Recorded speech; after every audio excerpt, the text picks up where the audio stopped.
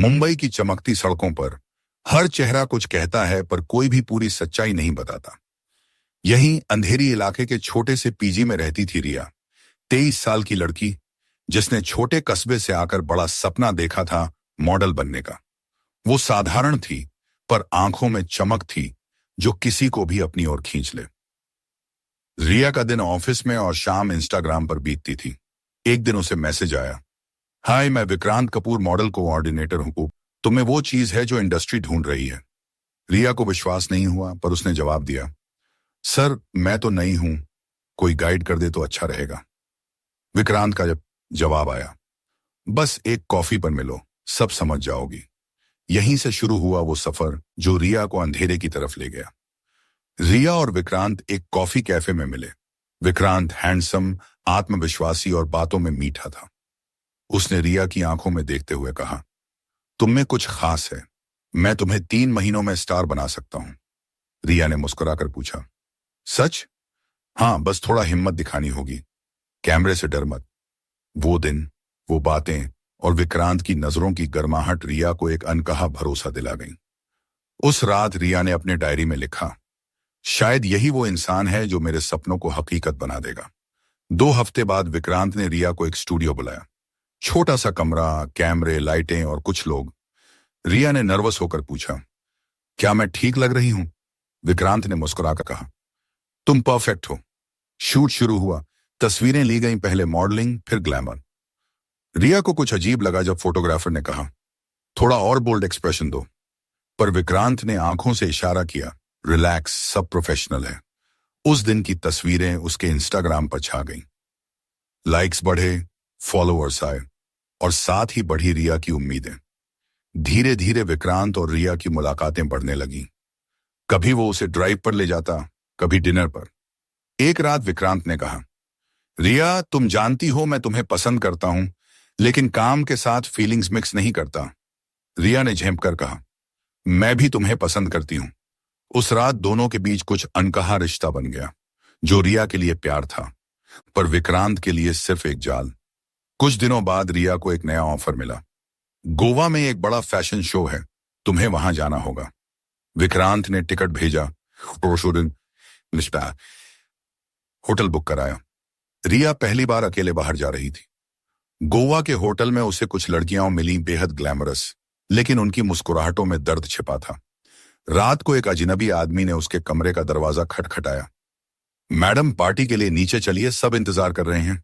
रिया नीचे पहुंची जहां कुछ विदेशी बिजनेसमैन और ड्रिंक टेबल पर शराब थी। विक्रांत मुस्कुराया, रिया बस मेहमानों से थोड़ा फ्रेंडली रहना, वो लोग हमारे स्पॉन्सर हैं। रिया को कुछ गलत लगा, उसने पीछे हटने की कोशिश की, पर विक्रांत ने धीरे से कहा, रिया तुम मुझ पर भरोसा करती हो ना? वो हां बोल गई और उसी रात उसके भरोसे का कत्ल हो गया।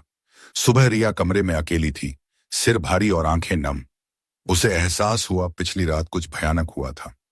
उसने विक्रांत को कॉल किया, तुमने मेरे साथ क्या किया? विक्रांत ने ठंडे स्वर में कहा, रिया ये इंडस्ट्री का हिस्सा है, अब पीछे हटना मत, वरना तुम्हारा करियर खत्म। रिया सन्न रह गई। अब वो फंस चुकी थी। उसके फोटो, वीडियो सब विक्रांत के पास थे। रिया अब हर वीकेंड पार्टी के नाम पर दूसरे शहर भेजी जाती, कभी दिल्ली, कभी जयपुर, कभी दुबई। हर जगह वही खेल, पैसे वालों की दुनिया और औरत का इस्तेमाल। उसकी आंखों में सपनों की जगह अब सूनापन था, पर अंदर एक चिंगारी बची थी, मुझे बाहर निकलना है। एक दिन एक होटल में उसे एक जर्नलिस्ट मिला, आर्यन मेहरा। वो वहां अंडरकवर काम कर रहा था, सेक्स रैकेट का भंडाफोड़ करने। रिया की आंखों में दर्द देख उसने कहा, तुम यहां अपनी मर्जी से नहीं हो, है ना? रिया की आंखों से आंसू झर गए। आर्यन ने उसे वादा किया, मैं तुम्हें इस नर्क से निकालूंगा। यहीं से शुरू हुआ रिया और आर्यन का रिश्ता। भरोसे, डर और एक चुपचाप जन्मे प्रेम का रिश्ता। आर्यन ने कहा, रिया हमें सबूत चाहिए, तुम्हारे फोन में जितना हो सके रिकॉर्ड करो। रिया ने हिम्मत दिखाई। हर कॉल, हर डील, हर चेहरे की तस्वीर लेने लगी। विक्रांत को शक हुआ, पर रिया अब डरने वाली नहीं थी। एक रात मुंबई के एक 5 स्टार होटल में पार्टी चल रही थी। विक्रांत अपने विदेशी क्लाइंट्स के साथ था। तभी दरवाजे टूटे। पुलिस, किसी को हिलने की इजाजत नहीं, सब कैमरों में कैद हुआ। रिया और आर्यन की मदद से सेक्स रैकेट का पर्दाफाश हुआ। विक्रांत गिरफ्तार हुआ। केस बड़ा था, मीडिया में मॉडलिंग के नाम पर सेक्स रैकेट सुर्खियों में आया। रिया ने गवाही दी। वो कांप रही थी, पर उसकी आवाज में सच्चाई थी।